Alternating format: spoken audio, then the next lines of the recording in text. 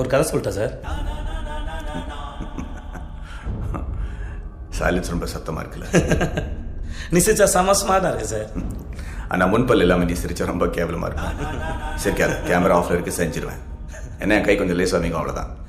Sir வீட்டுக்கு வந்த guest எப்படியா சார் நடந்துப்பீங்க? வேதானோ வைலன்ஸ் சார். எதுக்கு சரண்டரான? ஒரு கதை சொல்லிட்டு போலான்னு வந்தேன் சார். சொந்த கதை சார். உன்ன மாதிரி ஆளுங்களுக்குலாம் ஒரே கதை தானே. நான் கீழே இருந்தேன், தெருநாயா இருந்தேன், இது செஞ்சு அது செஞ்சு பெரிய ஆள் ஆயிட்டேன், அந்த கதை தானே.